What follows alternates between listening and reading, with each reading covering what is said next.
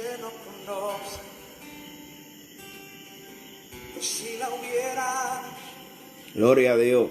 conocido, entendieran qué es lo que piensa Dios y no el hombre,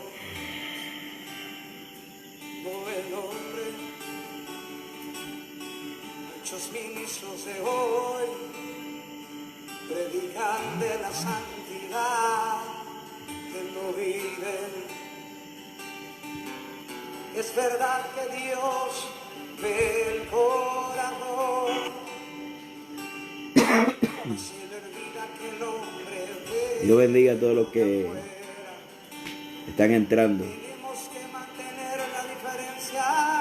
Quiero volver a aquellos tiempos cuando veía a alguien hablar en lenguas y sabía que eras tú que te estabas moviendo. Quiero volver a aquellos tiempos. Dios bendiga, Dios bendiga, Dios bendiga. Si estaban mal. Comparte este video con alguien, hermano. Dios me le bendiga mucho. En aquellos tiempos donde levantabas tus profetas y sacabas lo oculto a la luz, donde el pueblo tenía temor. Dios me le bendiga, Wilson. Amén, Fabio, a Javier. Dios te bendiga mucho. Ismael, Yali. Dios le bendiga a todos. Aleluya, gloria al nombre del Señor. Se le olvida que esto es para ministrar a las almas. Hay que dar por gracia lo que por gracia hemos recibido. Es lo que tú me enseñaste, es mi Cristo. Aleluya, bueno. Muchos Bendiga a Roger, José Irán. Gloria al nombre del Señor. Irán, Wanda, René. Que el Señor le continúe bendiciendo en esta preciosa hora del Señor. En breve comenzamos. Bendiga a Ashley. Bendiga a Héctor Villanueva. Abraham. Que bendiga, pastor. Un abrazo para allá, para México. Amén, amén. Te bendiga mucho. Elvis, Dios te bendiga mucho. Vamos a comenzar acerca de Dios bendiga a Leida. Dios te bendiga a Leida. Amén. Cancún, México. Gloria a Dios. Quiero volver a aquellos tiempos donde pocos osaban tomar parte si estaban mal. Quiero volver a aquellos tiempos donde levantabas tus profetas y sacabas. Amén. Dios le bendiga a todos los que están por ahí conectados a la iglesia local, nuestros hermanos pastores. Que el Señor le bendiga. Un abrazo para todos. Honduras y Curazao por ahí. Estados Unidos, Puerto Rico. Que el Señor le continúe bendiciendo en esta hora. Vamos a tocar el tema, vamos a entrar en esta preciosa hora. Vamos a estar hablando del desafío de la iglesia para estos últimos tiempos. Y quiero utilizar como base el mensaje a las 7 iglesias en Apocalipsis. Quiero aplicar los desafíos que Cristo le hizo a cada iglesia como enseñanza y lo queremos desglosar uno por uno. Creo que un resumen, no voy a ser muy amplio, extenso. El mensaje de la iglesia, mensaje de Cristo a las 7 iglesias, escrito a través, enviado por Juan a las 7 iglesias en Asia Menor. Alabado sea el nombre del Señor, y vamos a utilizar esa aplicación, todo eso mensaje de las 7 iglesias, vamos a aplicarlo al desafío que Cristo le hizo a cada iglesia. Vamos a ver. Vamos a comenzar con Éfeso. Éfeso es la iglesia, aleluya, que está en Apocalipsis capítulo 2. Aleluya, verso 1 en adelante. Dice así la poderosa palabra en nombre del Padre, del Hijo y del Espíritu Santo. Amén. Dice: escribe al ángel de la iglesia de Éfeso, el que tiene 7 estrellas a su diestra, el que anda en medio de 7 candeleros de oro. Dice esto: yo conozco tus obras, tu arduo trabajo, tu paciencia, que no puedes soportar a los que dicen, a los malos, mas has probado a los que dicen ser apóstoles y no lo son, y los has hallado mentirosos. Has sufrido, has tenido paciencia, has trabajado arduamente por amor a mi nombre y no has desmayado, pero tengo contra ti que has dejado tu primer amor. Recuerda, por tanto, de dónde has caído, arrepiéntete y haz las primeras obras, Pues si no, vendré a ti pronto y quitaré tu candelero de su lugar, si no te hubieras arrepentido.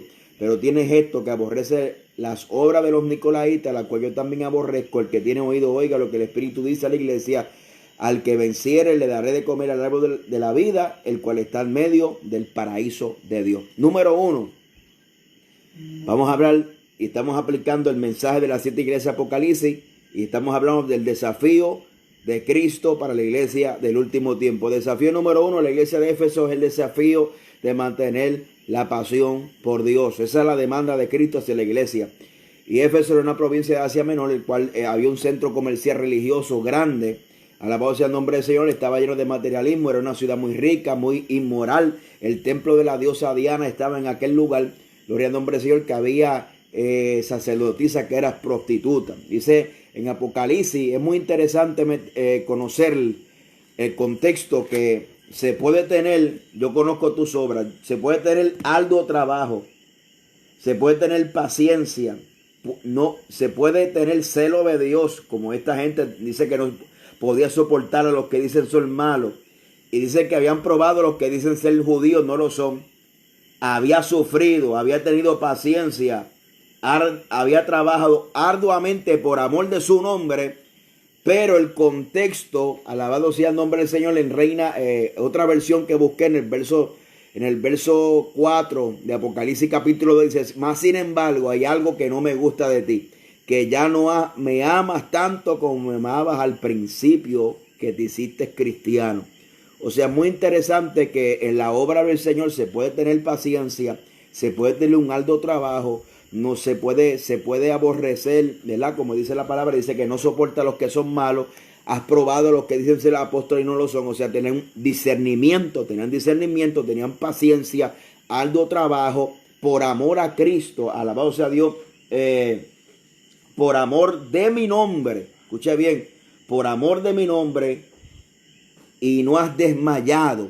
Pero tengo contra ti que has perdido tu primer amor. O sea, esta gente habían perdido la pasión por el Señor.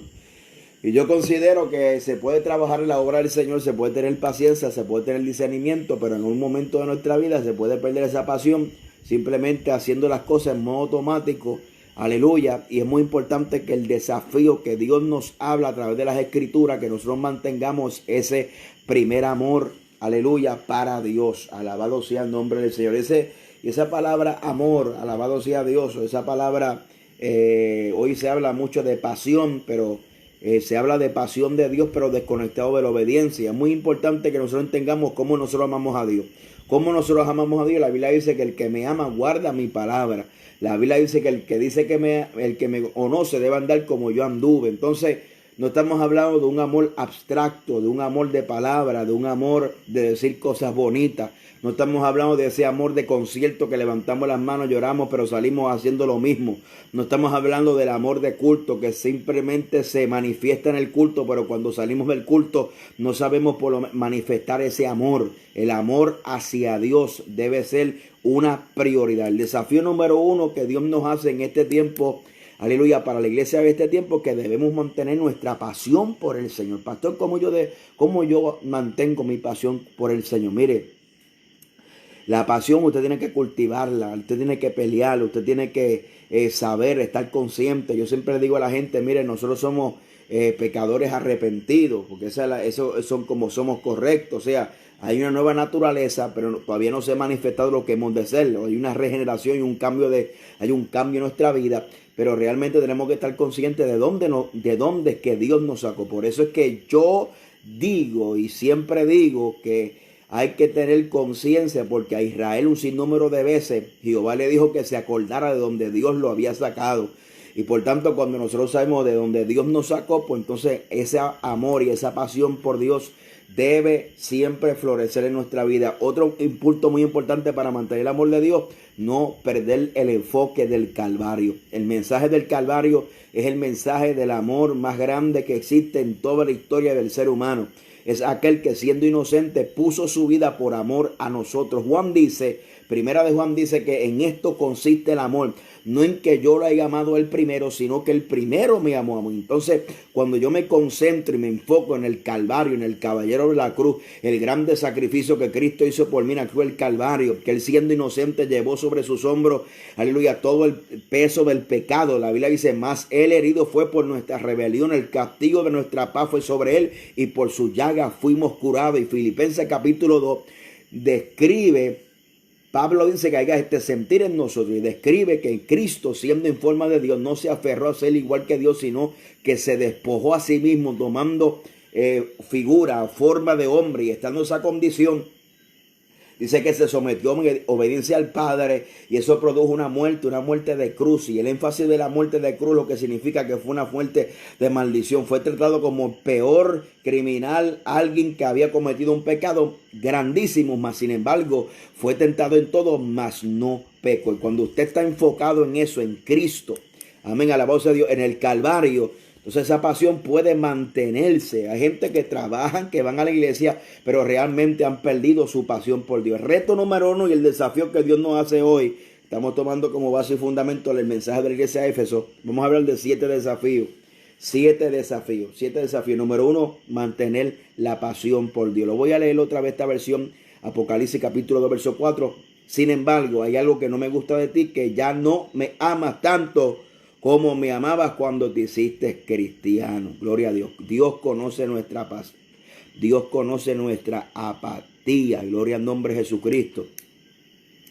Dios conoce nuestra apatía. Dios conoce nuestra indiferencia. Dios conoce porque Dios lo conoce todo. El problema es que a veces no vamos transparentes delante de la presencia de Dios para reconocer nuestra condición delante del Señor. Cristo nos presenta la solución para volver a este primer amor. Dice 3 pasos, dice la Biblia a la iglesia de Éfeso. Recuérdate de dónde has caído. Este es el primer paso para regresar a Jesús.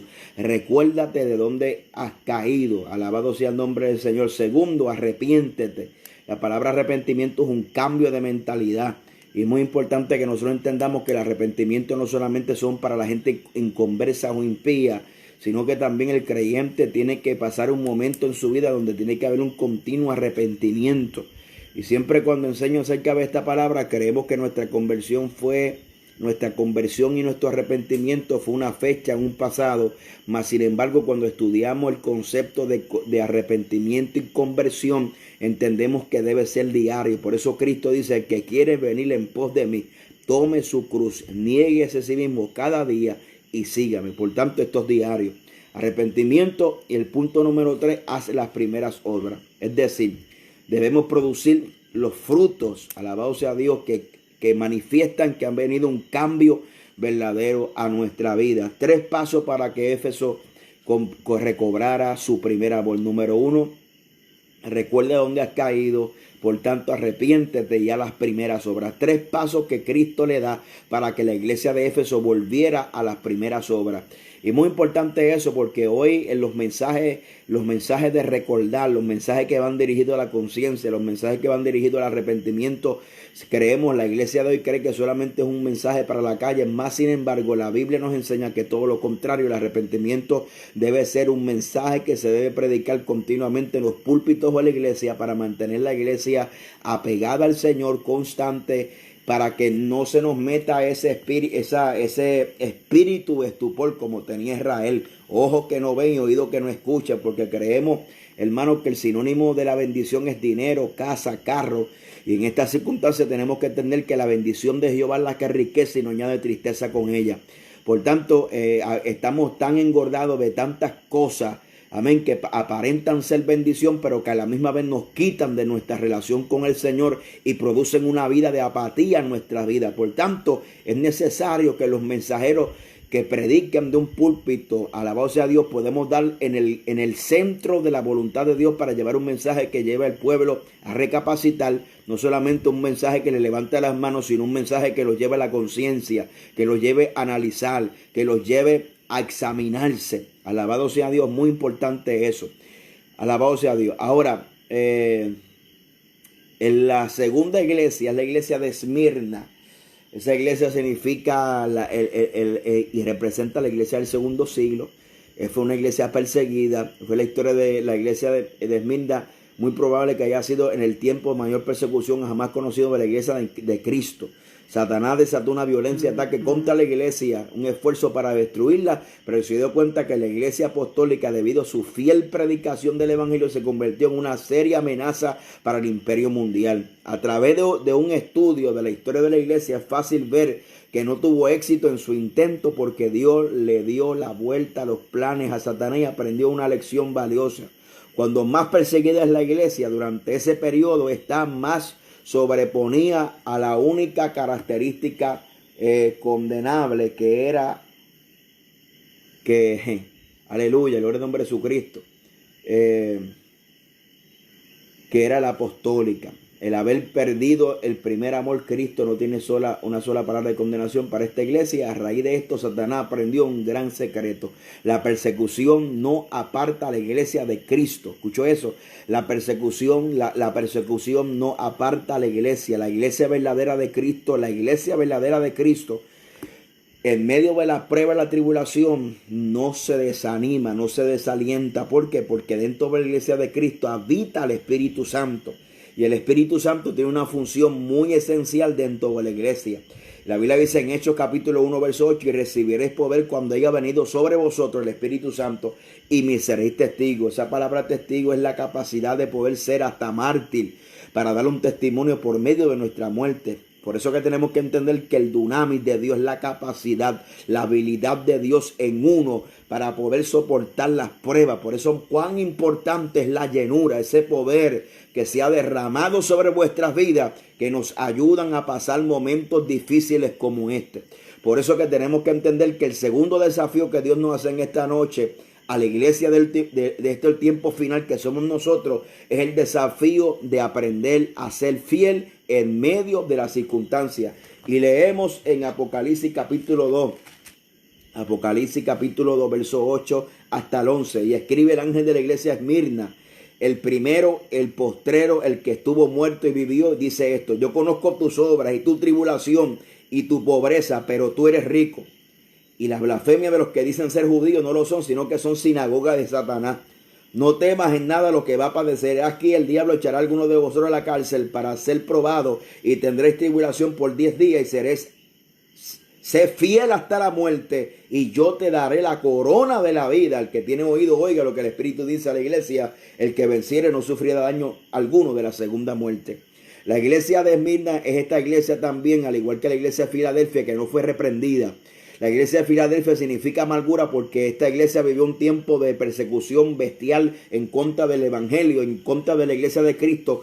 Pero fue cuando la iglesia de Cristo se mantuvo fiel a Dios, y ese poder de Dios que cayó en el Pentecostés se manifestó en este momento de persecución.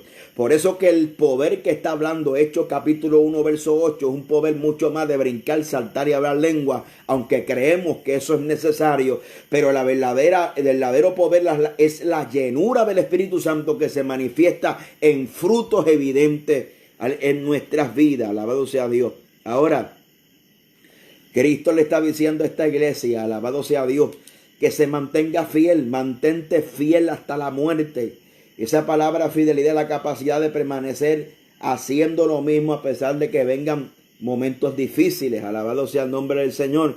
Y tenemos que entender, aleluya, que la fidelidad es uno de los aspectos, gloria al nombre de Jesucristo, más terribles. La Biblia dice que ellos padecerían persecución por 10 días. Y precisamente ellos padecieron la persecución de emperadores como Nerón, Domiciano, Trajano, Marco Aurelio, Severo, Maximino, Decio, Valerio, Aulerio y de Diocleciano. Alabado sea Dios esos nombres, alabado sea el nombre de Jesucristo. Entonces también le dice, mira, hay alguien que, gloria al nombre de Jesucristo. Porque no quiero ser muy extenso, sino quiero ir al grano de cada desafío. Gloria al nombre del Señor. Podemos ver la historia de la iglesia, por lo menos Ignacio, discípulo del apóstol Juan, devorado por la fiera salvaje en el circo romano en el 111. Dijo las siguientes palabras, que estos personajes pertenecen a esta iglesia. Dijo la siguiente palabra, dijo: mi amado Jesús, mi Salvador, está tan profundo, grabado en mi corazón, que yo tengo la confianza que si me abriera en el corazón, lo cortaré en pedazos. El nombre de Jesús sellaría en cada pedazo de mi corazón. Ese fue Ese fue Ignacio, devorado por fieras salvajes en el circo romano en el año 111 de la era cristiana. ¿Y de dónde esta gente sacaban esta fuerza para mantenerse firme ante el inminente peligro de la muerte física? Tenemos otro, Policarpo, discípulo de Juan, obispo de la iglesia de Esmirna, martirizado con espada y fuego en el año 155 después de Cristo. La historia dice que el gobernador lo amonestó a tener compasión de sí mismo por la edad avanzada que tenía, y tenía aproximadamente 86 años. Y a tener compasión de sí mismo, incitó a que jurara por la fortuna del emperador y así negara a Cristo. Y Policarpo le dijo la siguiente respuesta: hasta ahora he servido a mi Señor Jesucristo 86 años y jamás me he hecho daño alguno. ¿Cómo podría entonces negar a mi rey, quien hasta aquí me ha guardado de todo mal y quien tan fielmente me ha redimido? Y si hablamos de todos los mártires de la iglesia del primer siglo, nos amanecemos historias extraordinarias, gente verdaderamente llena del poder de Dios. Amén, que hemos hablado que Hechos capítulo 1, verso 8 dice: recibiréis poder cuando haya venido sobre vosotros el Espíritu Santo y me seréis testigos. Estamos hablando que esa dunamis, esa capacidad de Dios en uno, es la que nos lleva, porque la palabra testigo viene de la transliteración del griego mártir, que seamos hasta mártir, como lo vemos en Esteban, el primer mártir de la Biblia, que lo están apedreando, más sin embargo no los vemos quejando, los vemos imitando las mismas palabras de nuestro Señor Jesucristo ante la muerte. Le dijo: Señor Padre, perdónalos porque no saben lo que hacen. O sea, él estaba imitando las palabras de Cristo en la cruz del Calvario, porque eso es lo que produce la verdadera llenura del Espíritu Santo, frutos. Amén. La gente se cree que la llenura del Espíritu Santo es brinco y es salto, con brincar como canguro, brincar como sapo. Pero si no hay testimonio, hermano, no hay una verdadera llenura. La llenura produce arrepentimiento, y la llenura y el poder de Dios se manifiesta y se revela a través de las persecuciones y a través de las crisis en nuestra vida. Por eso que la Biblia dice que Pablo estaba orando y rogando a Cristo: quítame este aguijón. Y Cristo le dijo: bástate en mi gracia, porque mi poder se perfecciona en tu debilidad. Cuando tú eres débil, entonces que yo soy fuerte. ¿Usted me está entendiendo? Alabado sea. Entonces, ¿cuál es el reto para la iglesia de Esmirna? Es el desafío de ser fiel. Alabado sea el nombre del Señor. Pero no podemos ser fiel si no hay llenura. Por eso Pablo fue tan enfático en sus palabras, en sus últimas epístolas al apóstol, gloria al nombre de Jesucristo, a Timoteo, cuando le dice: mira, yo sé que en ti hay una fe no fingida, la cual hay en tu abuela Loida, en tu madre Eunice, pero te aconsejo que avive el don del fuego de Dios que está en ti. Porque él estaba diciendo esto, que sin fuego no se puede. ¿Quién se lo estaba diciendo? El apóstol Pablo, el que había experimentado cárcel, prisiones, tribulaciones, el que había experimentado peligro de río, en hambre, entre falsos hermanos, en naufragio, en azota, en cárcel, en persecución. ¿Quién le estaba aconsejando eso? Le estaba aconsejando el que ya había sido procesado, que estaba a punto para ser sacrificado. Amén, gloria al nombre del Señor. Entonces le estaba diciendo el consejo: mijo, aquí sin fuego no se puede, aquí sin llenura no se puede. Amén, gloria. Y la gente se cree que llenura es el más lengua que hable, porque hay gente que habla lengua pero no tienen fruto. Y es que hay que entender eso. Alabado sea el nombre del Señor. Entonces hay una carencia profunda de una llenura del Espíritu Santo, porque en estos momentos los cimientos de la iglesia están siendo estremecidas. Alabado sea Dios. Aleluya. Y mucha gente, gloria a Dios, estamos siendo sacudidos. ¿Por qué? Por medio de esta crisis. Pero aquel, alabado sea Dios, aquel que está lleno, que tiene el Espíritu Santo, soporta los momentos de aflicción y puede ser capaz de ser fiel en medio de la angustia. Repasamos Éfeso, el desafío del primer amor, de mantenerse en ese primer amor que habla de la pasión. El segundo desafío para la iglesia que somos nosotros de este último tiempo, el desafío de ser fiel. Vamos para el tercer desafío. Aleluya. El tercer desafío lo encontramos en la iglesia de Pérgamo, Apocalipsis capítulo 2, el verso 12. Dice la palabra de la siguiente manera. Dice: y escribe el ángel de la iglesia de Pérgamo, el que tiene la espada aguda de 2 filos, dice esto: yo conozco tus obras, donde mora y está el trono de Satanás, pero retiene mi nombre y no has negado mi fe ni aun en los días de Antipas, mi testigo fiel, fue muerto entre vosotros donde mora Satanás. Pero tengo unas pocas cosas contra ti.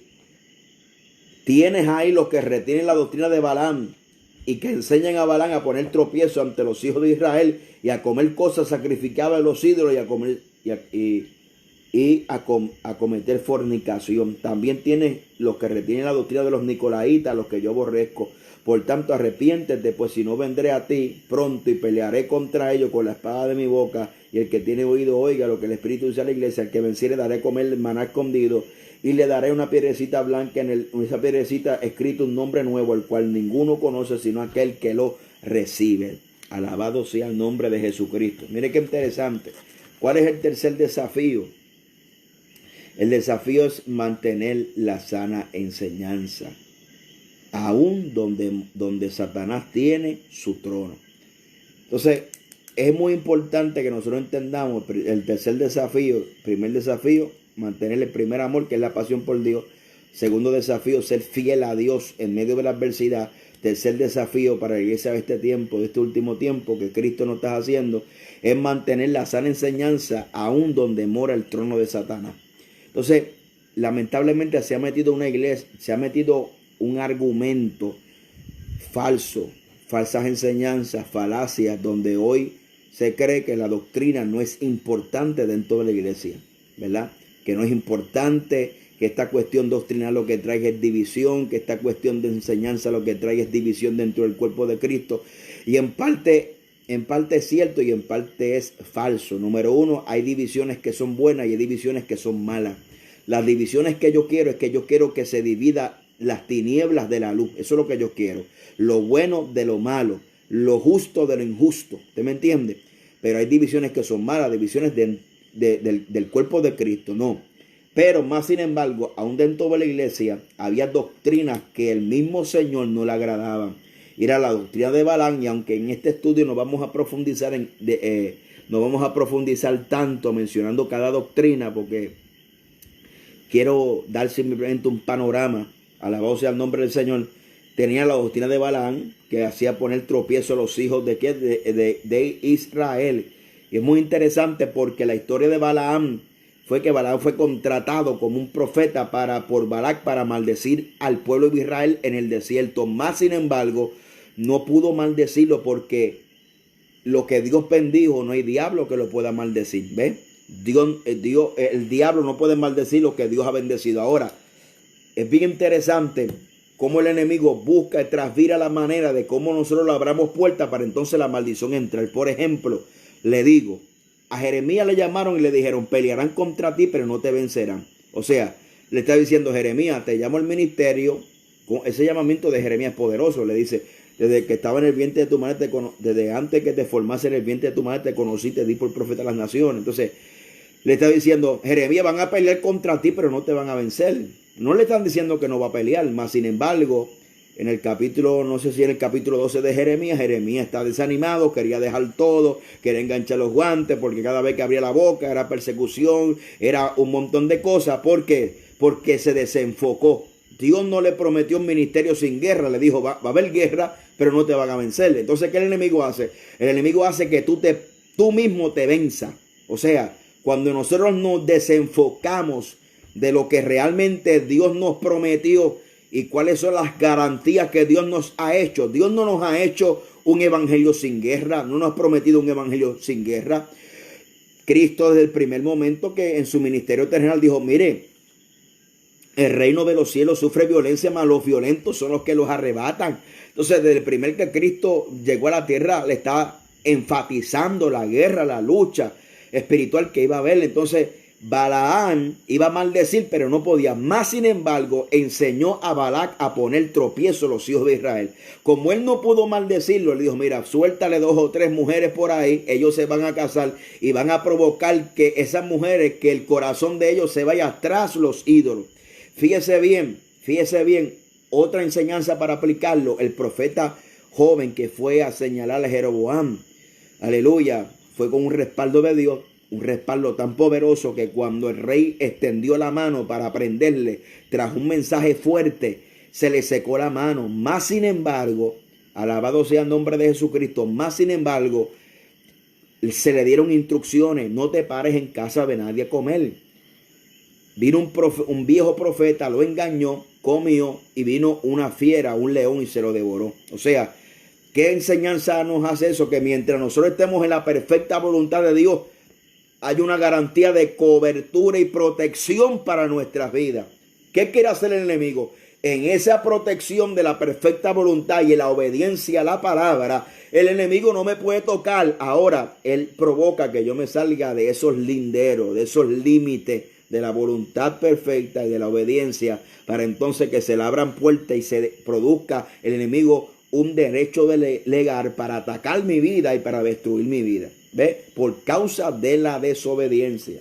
Ahora, el mensaje o el desafío para la iglesia de Pérgamo era que aún donde ellos habitaban, que el trono de Satanás estaba allí, aleluya, ellos mantenieran una enseñanza sana. Alabado sea Dios. Y por ahí me preguntaron, hoy precisamente me hicieron muchas preguntas.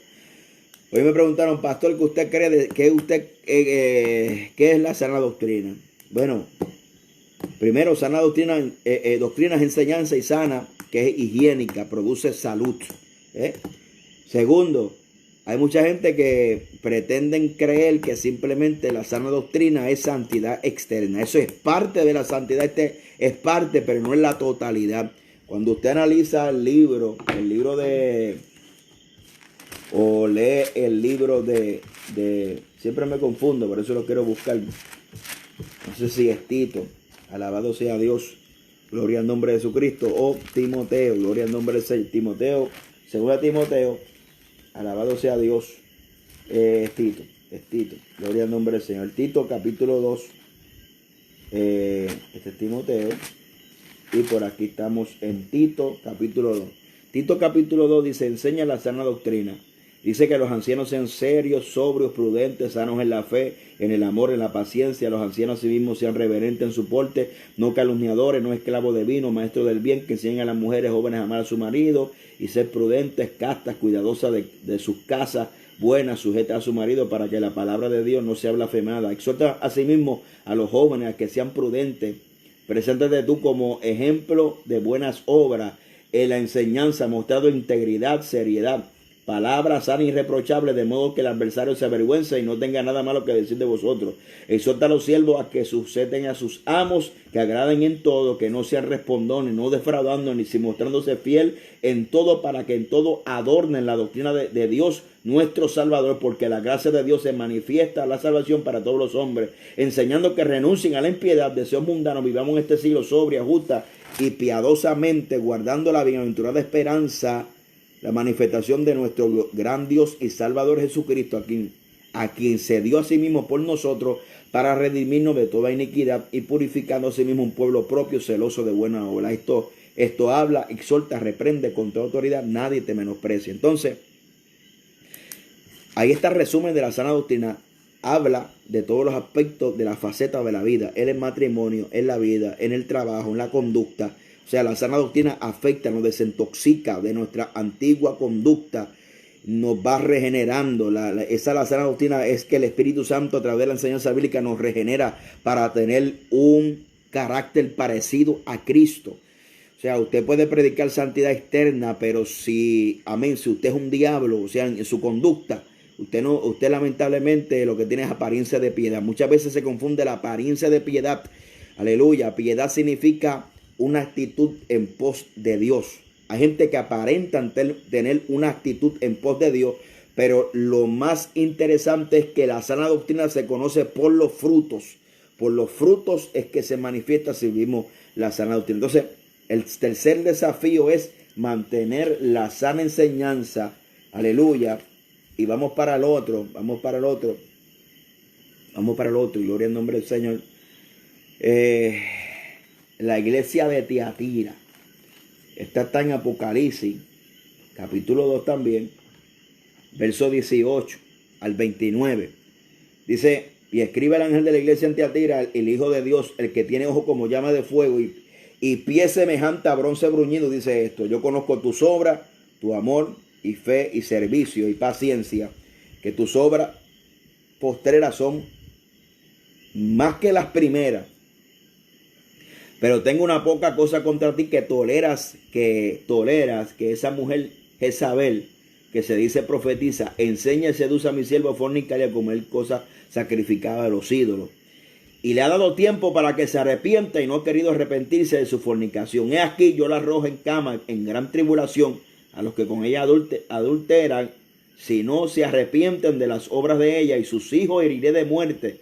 Y toda la iglesia sabrá que yo soy el que escudriño la mente y el corazón, y os daré a cada uno según vuestras obras. Pero a vosotros, yo, los demás que están en Tiatira, en cuanto no tienen esa doctrina, no han conocido lo que ellos llaman la profundidad de Satanás. Yo os digo, no impondré otra carga, pero lo que tienen, reténlo hasta que yo venga. Al que venciere guardaré mis obras hasta el fin. Yo le daré sobre la autoridad sobre naciones, y regirá con vara de hierro, y será quebrantado como vaso del alfarero, como yo también la he recibido de mi Padre, y la daré la estrella, y le daré la estrella de la mañana. El que tiene oído oiga lo que el Espíritu dice a la iglesia. Muy interesante. Cuarto desafío que Dios nos hace. El desafío, aleluya, gloria al nombre de Jesucristo. El desafío de la tolerancia. O sea, quiero hablarle que la iglesia de Tiatira fue reprendida porque la tolerancia. Entonces, el desafío que nosotros tenemos como iglesia, y es que le voy a mencionar, por ejemplo, la iglesia comienza a tolerar y se comienzan a poner ese refrán de que eso no es nada. Se comienza a meter dentro de la iglesia y se comienzan a poner las zorras pequeñas y se comienza a minar la viña. Entonces, aquí tenemos una mujer que dice que se llama Jezabel. Se llama Jezabel. Y esa palabra Jezabel significa sin cohabitar o sin compromiso. Mucha gente dice, ¿verdad? Mucha gente, yo tengo un mensaje en YouTube que se llama Jezabel, mucho más allá de la antimonia. Mucha gente solamente predican de lo externo, pero realmente cuando usted analiza el personaje de Jezabel, y aquí también tiene unas características, porque está hablando que tengo una poca cosa contra ti, que tolera que esa mujer Jezabel, que se dice profetiza. Jezabel había usurpado el ministerio profético. ¿Usted me entiende? Entonces, Jezabel representa ese liderazgo torcido que es impuesto por los hombres. Son llamados que ellos mismos se ponen, porque aquí los llamados los da Dios. Y Jezabel representa esos ministerios que ellos mismos se ponen, o que ellos mismos usurpan ministerios. ¿Para qué? Para poder ejercer autoridad, porque dice que se dice profetiza y enseña y seduce a mis siervos a fornicar y a comer cosas sacrificadas a los ídolos.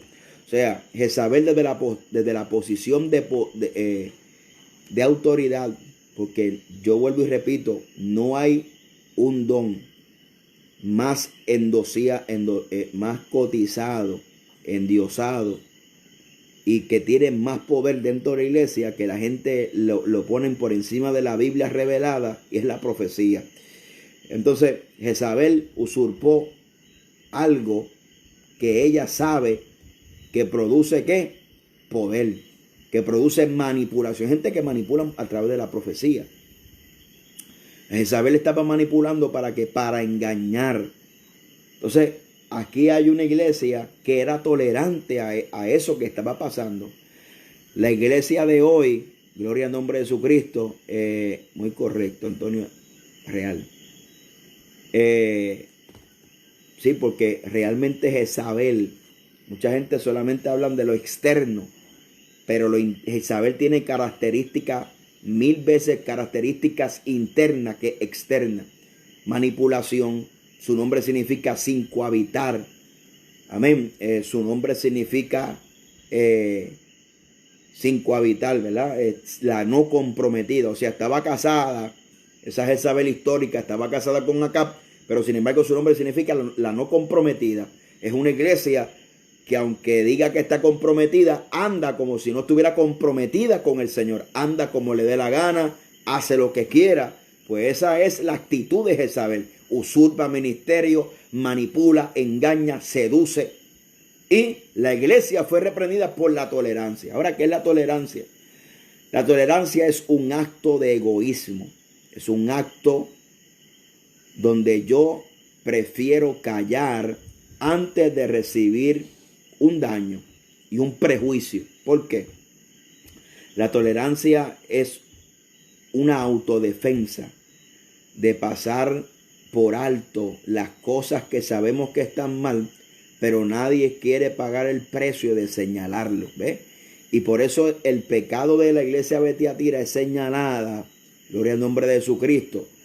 Aleluya. Gloria a Dios. Porque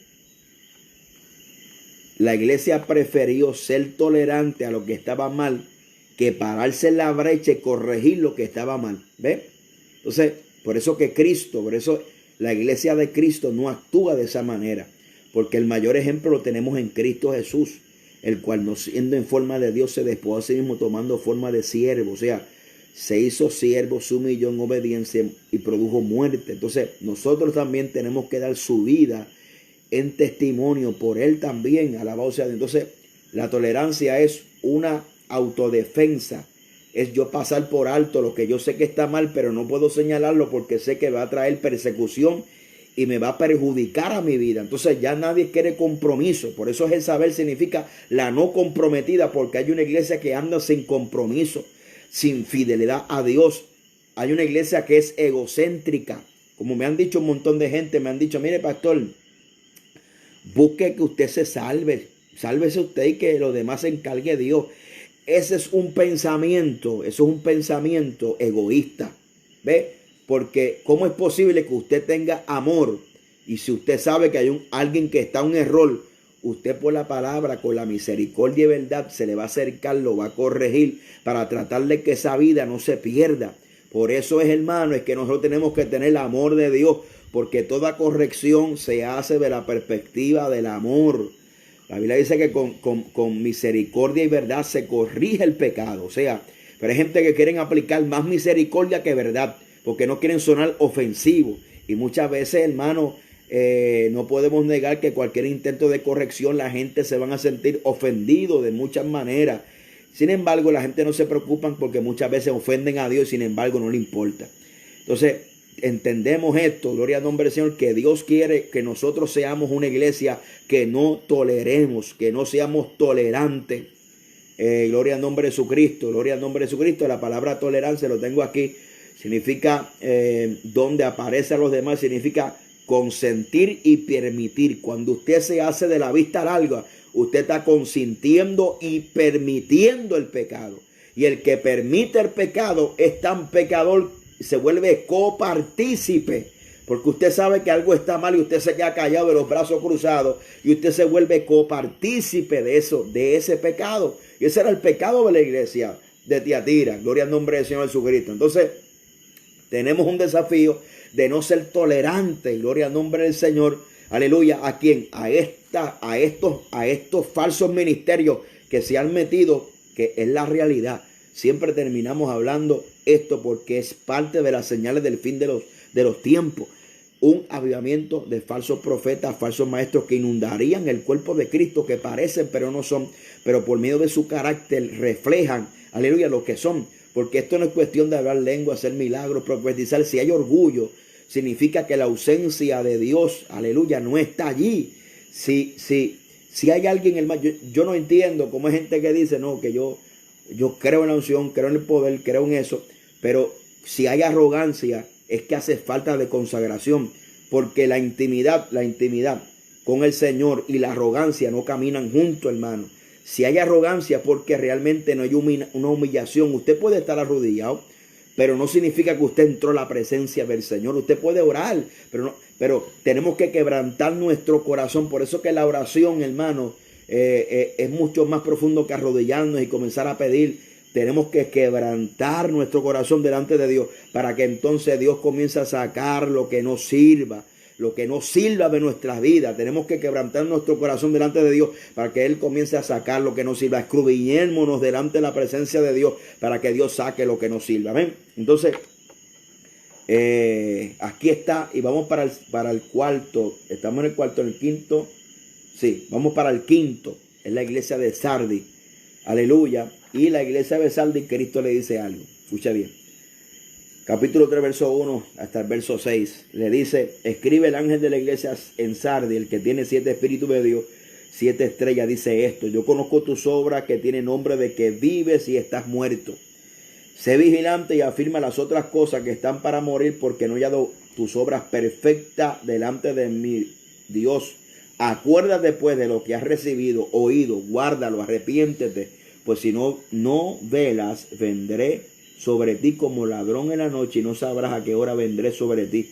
Pero tienes unas pocas personas en Sardis que no han manchado sus vestiduras y andan conmigo en vestiduras blancas, porque son dignas. El que venciere será vestido de vestiduras blancas, y no borraré su nombre del libro de la vida, y confesaré su nombre delante de mi Padre y delante de los ángeles. Que tiene oído, oiga lo que el Espíritu dice a la iglesia. Mire, vamos ahora por la iglesia de Sardis.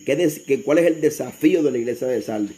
El desafío de la iglesia de Sardis: Cristo conoce sus obras. Le dice el que tiene los 7 espíritus. Gloria al nombre. Habla de la perfección, de la plenitud. Le está diciendo, y fíjese bien, si usted compara el Apocalipsis capítulo 2, verso 23, dice: y a sus hijos heriré de muerte, y todas las iglesias sabrán que yo soy el que escudriña la mente y el corazón, y os daré a cada uno según sus obras.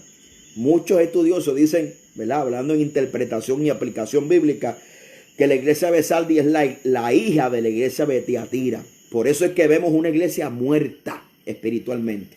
Entonces, ¿cuál es el desafío para nosotros? Ser una iglesia viva. Y podemos aquí, en esta iglesia, podemos enumerar un sinnúmero de cosas, como que una iglesia viva. Y en medio de una iglesia muerta, podemos ser un remanente fiel. Por eso que en el verso 4 dice: tienes unas pocas personas. O sea, el remanente no camina con la masa. El remanente camina que aunque la masa se transvire y se vaya tras la falsa doctrina y el libertinaje, el remanente permanece fiel a Dios. ¿Ve? No hay excusa por no ser fiel a Dios, porque aún dentro de la iglesia de Sardis había unas pocas personas. Había unas pocas. Por eso es que yo tengo un tema también, se lo puede buscar por internet, se llama procura ser de los pocos.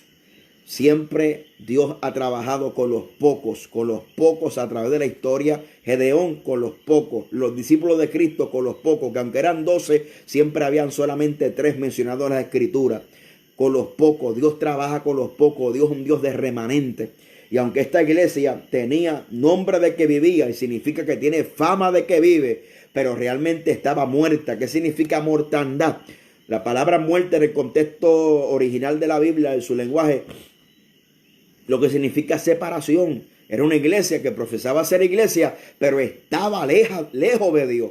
Mas sin embargo tenía fama porque cuando la Biblia dice que tiene nombre de que vives, lo que significa que tiene fama de que vive, pero estás alejado de Dios. Mas sin embargo, Cristo le dice que tiene unas pocas personas y le dice: sé vigilante.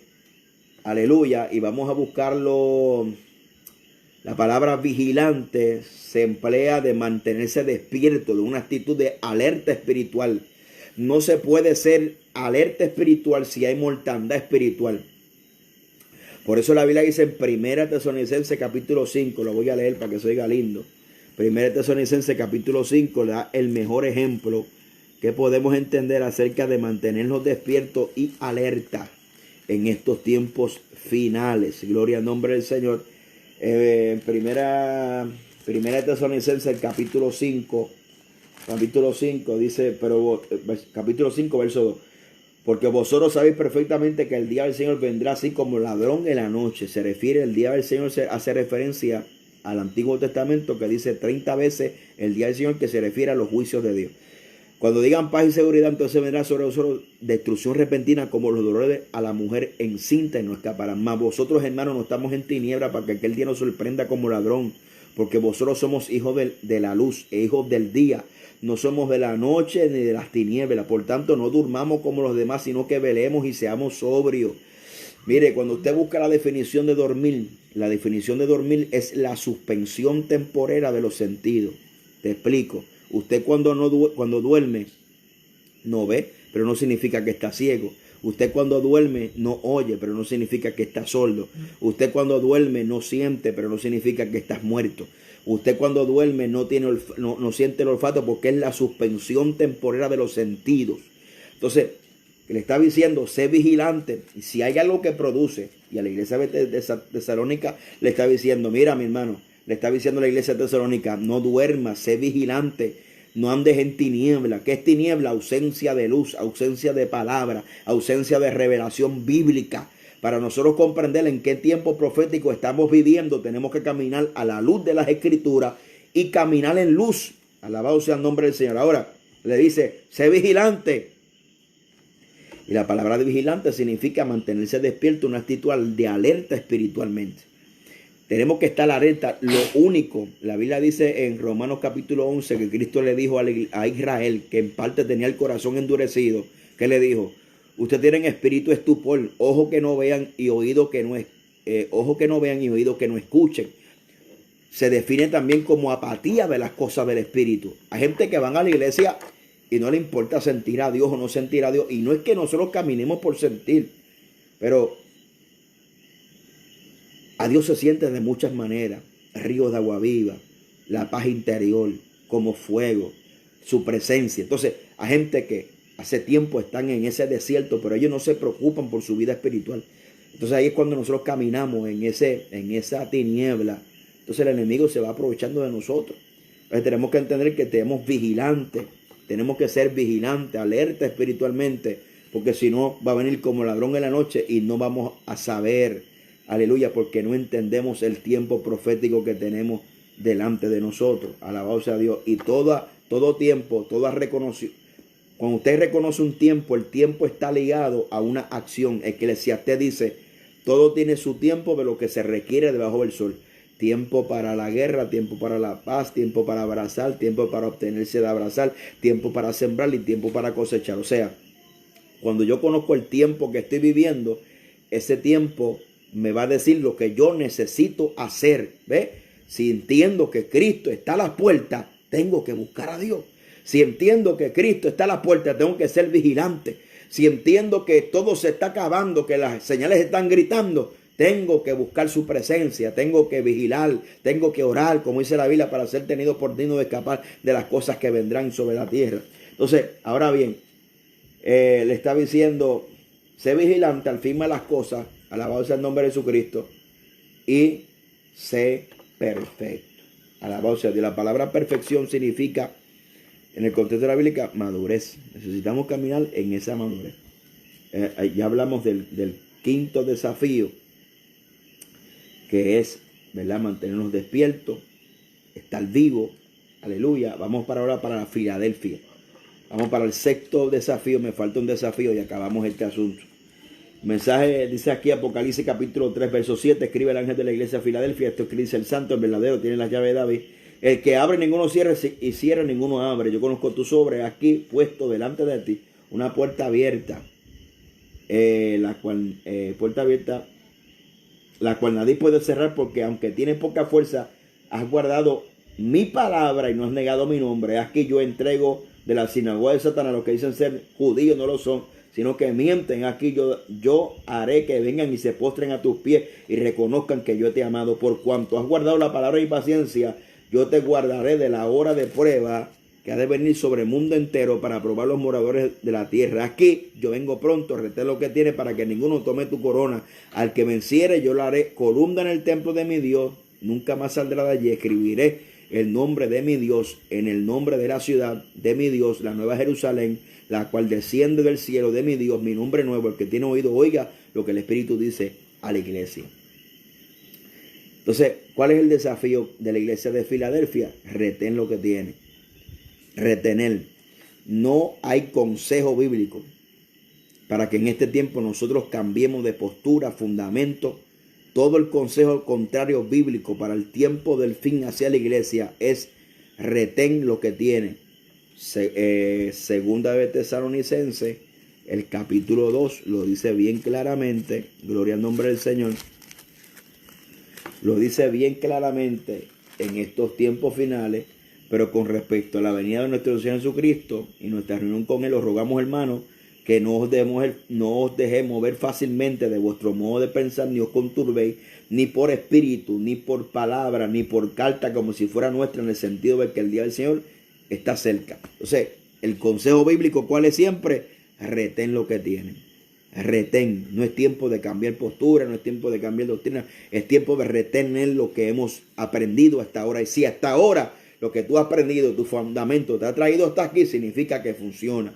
Gloria al nombre de Jesucristo. Amén. Funciona. Guardar la palabra. Tiene poca fuerza. La palabra tiene poca fuerza. Es una descripción y una comparación con la iglesia de la Odisea, que tiene, la vamos a ver ya mismo como último desafío, que tiene grande poder económico adquisitivo, mas sin embargo la iglesia de Filadelfia es una iglesia que tiene poca fuerza porque es de poca influencia. No significa del dunamis de Dios, significa de la influencia, de la economía. Amén. De esta iglesia, aleluya, que habitaba o que estaba a la ladera de un volcán y sucedían muchos terremotos y poca gente vivía en ese lugar. Amén. Gloria al nombre de Jesucristo. Y es muy importante que entendamos esto y vamos para el último. La iglesia de la Odisea, capítulo 3 de Apocalipsis, verso 14 al 22. Y escribe al ángel de la iglesia de la Odisea: he aquí el amén, el testigo fiel y verdadero, el principio de la creación de Dios, dice esto: yo conozco tus obras, que ni eres frío ni caliente, ojalá fueres frío o caliente. Pero por cuanto eres tibio, ni frío ni caliente, te vomitaré de mi boca. Porque tú dices: yo soy rico, me he enriquecido, ninguna cosa tengo necesidad, y sabes que tú eres un desventurado, miserable, pobre, ciego y desnudo. Por tanto, yo te aconsejo que de mí compre oro refinado en fuego, para que seas rico, vestiduras blancas para vestirte, para que no descubran la vergüenza de tu desnudez. Unge tus ojos con colirio para que veas. Yo reprendo y castigo a todos los que amo. Escuche bien eso: a los que amo. Cristo diciendo: yo reprendo y castigo a todos los que amo, y sé pues celoso y arrepiéntete. Y aquí yo estoy a la puerta y llamo. Si alguno oye mi voz y abre la puerta, entraré con él, cenaré con él y él conmigo. El que venciere, le daré que se siente conmigo en el trono, así como yo he vencido y me he sentado con mi Padre en su trono. El que tiene oído, oiga lo que el Espíritu dice a la iglesia. ¿Cuál es este último desafío? El desafío de depender de Dios. La iglesia de la Odisea era una iglesia, gloria al nombre de Jesucristo, que tenía riqueza. Y Cristo cita lo que ella misma dice de ella misma. Por tanto, era una iglesia tibia, era una iglesia rica, era una iglesia autosuficiente, era una iglesia de orgullo espiritual, era una iglesia materialista, era una iglesia vanidosa. ¿Por qué? Porque no podemos negar que los momentos más difíciles nos llevan a una total dependencia de Dios. Y estos niveles que había alcanzado la iglesia de la Odisea se había convertido en una iglesia autosuficiente que era tan autosuficiente que no tenía necesidad de nada. Ella misma decía: no tengo necesidad de nada.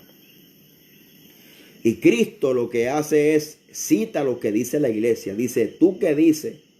Primero, revela su condición. Está tibia. Una de las condiciones más terribles que puede caer un ser humano es la tibieza espiritual. No es el que está en el mundo. Es la condición de la tibieza espiritual, es la condición más terrible que cualquier ser humano puede llegar. ¿Por qué? Porque es una persona que no vive conforme a la palabra del Señor, pero ella cree que está mal. Es un autoengaño. La tibieza produce un autoengaño, porque como voy a la iglesia, me llamo cristiano, canto corito, participo, hago esto y lo otro, pero yo sé que mi vida no está a la altura que Dios demanda de mi vida. Es un autoengaño. Por eso que todo intento de corregirle a esta gente, ellos están a la defensiva. Por eso que ella, gloria al nombre, por eso que Cristo cuando le cita que está tibia y que ojalá que fuera fría o caliente, Cristo le dice: porque tú estás diciendo: yo soy rico, me he enriquecido, ninguna cosa tengo necesidad, y sabe Dios que tú eres un desventurado, miserable, pobre, ciego, desnudo.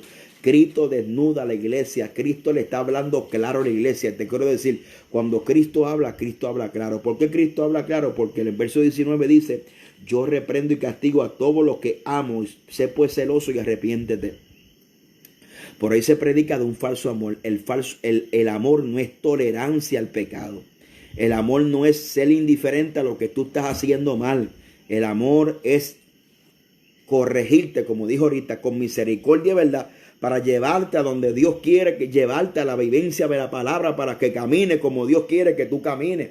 Más sin embargo, el espíritu de la iglesia de la Odisea se ve reflejado, porque la Odisea significa su nombre, gobierno humano. O sea, la iglesia de hoy es humanista. O sea, cuando a veces uno hace el ejercicio bíblico de defender el evangelio, a la gente le preocupa más cómo se siente al que tú desenmascaraste, que cómo se siente Dios.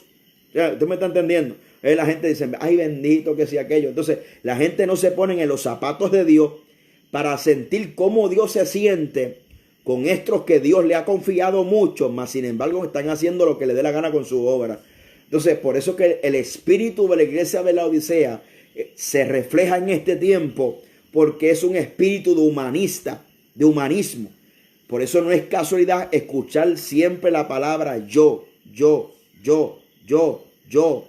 en la boca de muchos ministerios hoy en día, y en la boca de muchos ministros, lamentablemente, ¿ve? Porque el espíritu de la iglesia de la Odisea, si le podemos llamar de alguna manera así, se refleja porque es humanismo, es el gobierno humano. Manda el hombre, no manda la autoridad espiritual. Es donde el hombre gobierna, donde las cosas de Dios se dejan pasar por alto, y entonces el hombre con su estrategia comienza. Por eso que se siente autosuficiente. Por eso que nosotros como iglesia, no importa lo que hemos alcanzado, no importa lo que usted haya alcanzado, no importa los dones, los talentos, el llamado, el ministerio, donde Dios lo ha llevado, es una total dependencia de Dios. Dependemos de Dios. Hay mucho orgullo espiritual. Amén, gloria al nombre de Jesucristo. Hay mucho orgullo espiritual dentro de la iglesia de hoy, y usted lo puede notar. Yo siempre digo, hermano, la gente no se conoce en las buenas, la gente se conoce cuando usted como pastor, cuando corrige a alguien, usted sabe quién es esa persona. Porque la gente, cuando todo el mundo está bien, no se refleja el carácter. El carácter se refleja cuando estamos bajo presión. El verdadero carácter sale a flote y nos deja saber quiénes son. Eso es bíblico. Jehová le dijo a Israel: te hice pasar por un desierto para saber qué es lo que había en tu corazón. ¿Qué es lo que hay en tu corazón? Es cuando te pasan por el desierto. El carácter se manifiesta cuando te meten al horno de fuego. Ahí se sabe quién realmente somos. El desafío es que nosotros podamos ser dependientes totalmente de Dios, para no caer en el espíritu de la iglesia de la Odisea, que creía porque era rica, lo tenía todo, más sin embargo Cristo le dice que era pobre, comparada a la iglesia de Esmirna, que era pobre pero era rica. Yo prefiero ser pobre pero rico que ser rico y pobre. A su nombre sea la gloria. Ese es el ejemplo bíblico. Así que el Señor nos ayude, que el Señor nos ayude a cumplir con los desafíos que Cristo nos hace en su palabra, para que cuando Cristo, amén, nos manda a buscar, podamos subir, aleluya, al cielo a estar con Él. Así que vamos a orar en esta preciosa hora. Si hay alguien que quiera a Cristo como Salvador personal, como Señor y Salvador personal de su vida, esta es la noche que puedes acercarte a Él, y Él está con los brazos abiertos, listo para recibirte. Amén.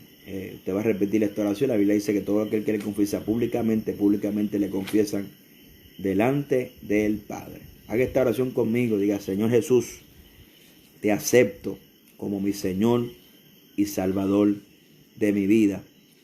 Entra en mi corazón, lávame con tu sangre, perdona mis pecados, escribe mi nombre en el libro de la vida. Te confieso como único y exclusivo Salvador. Amén, Señor Jesús. Vamos a orar por las peticiones, que vi peticiones por ahí de oración, de sanidad, para que Dios obre de una forma especial. Padre, en el nombre de Jesús, te pedimos, Dios mío, Padre, por todos mis hermanos que están en sintonía, por la iglesia local, por los amigos que están aquí compartiendo con nosotros. Te pido que tú nos puedas bendecir, Padre, que toda cadena, yugo, toda opresión, todo lo que impide que caminemos con libertad sea roto en el nombre de Jesús. Trae sanidad a tu pueblo, trae paz a tu pueblo, que esta palabra pueda fortalecer, traer claridad mental. Derriba la fortaleza en las mentes, Padre, y esta palabra sea sembrada en los corazones y que produzca fruto a 100, a 60 y a 30, para tu gloria y para tu honra, en el nombre de Jesús. Amén, amén. Así que este ha sido hoy servicio online debido a las circunstancias. Semana número 4, día número 1, aleluya, de esta cuarentena, y esperamos seguir mañana 8 y cuarto, 8 y 30 de la noche, siguiendo compartiendo la palabra de Dios. Así que la iglesia local le extrañamos, le amamos, un abrazo. Todos nuestros hermanos, gracias por compartir con nosotros. Comparte este video con alguien para que sea edificado. Dios me le bendiga.